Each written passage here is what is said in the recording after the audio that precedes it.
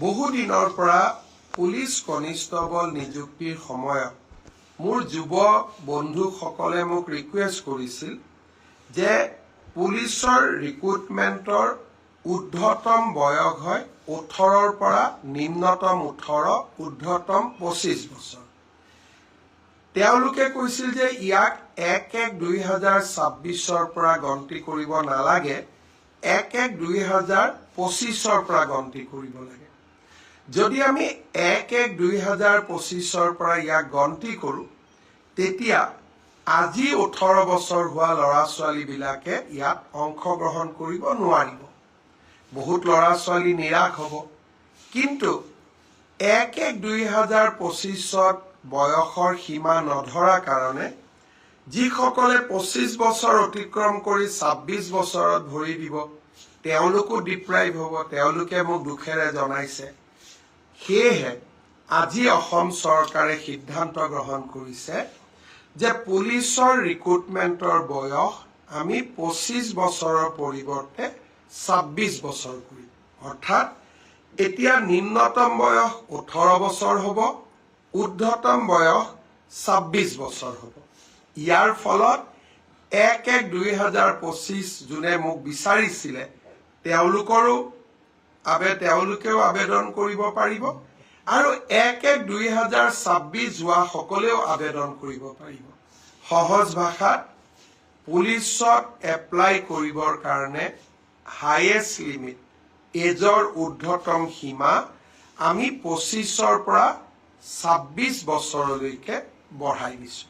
ইয়াৰ সুফল মই ভাবোঁ আপোনালোকে লাভ কৰিব, আৰু পুলিচত আবেদনৰ সময়ো আমি 15 দিন বঢ়াই দিম, যাতে সকলো কেণ্ডিডেটে সোনকালে আৰু সময়মতে আবেদন কৰাত কোনো অসুবিধা নপৰে।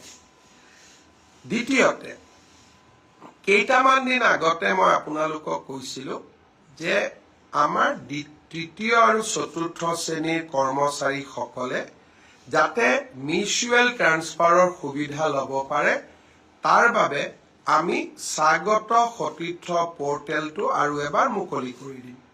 আজি মই আপোনালোকক আকৌ জনাব খুজিছোঁ যে এইবাৰ এডিআৰিত যোগদান কৰা কেণ্ডিডেটসকলকে ধৰি সকলো চৰকাৰী কৰ্মচাৰীক বদলিৰ বাবে আবেদন কৰিবলৈ সুবিধা দিবলৈ স্বাগত সতীৰ্থ পৰ্টেলটো আমি ফেব্ৰুৱাৰী মাহৰ প্ৰথম সপ্তাহত মুকলি কৰি দিম।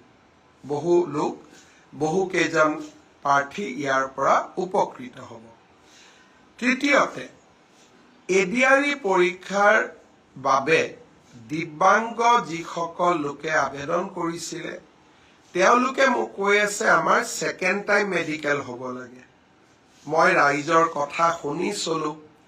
ছেকেণ্ড টাইম মই মেডিকেলৰ সুবিধা এটা আপোনালোকক আকৌ দিম। কিন্তু যদি আপোনালোক দিব্যাংগ নহয়, দিব্যাংগৰ কোটাত কিন্তু আমি আপোনালোকক চাকৰি কৰাৰ সুবিধা নিদিওঁ। সেইটো ক্ষেত্ৰত মোক হেঁচা নিদিব।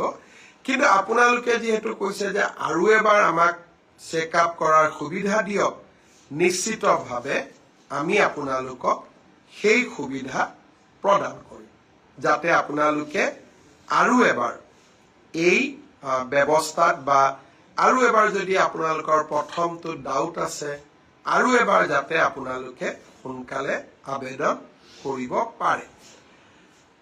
ভেঞ্চাৰ স্কুলৰ শিক্ষকৰ পৰ্টেলটো মই খুব সোনকালে মুকলি কৰি দিবলৈ শিক্ষা বিভাগক মই জনাইছোঁ। মই বিশ্বাস কৰোঁ যে ৰণোজ পেগু ডাঙৰীয়াই খুব সোনকালে ভেঞ্চাৰ স্কুলৰ আবেদনৰ পৰ্টেলটো মুকলি কৰি দিব।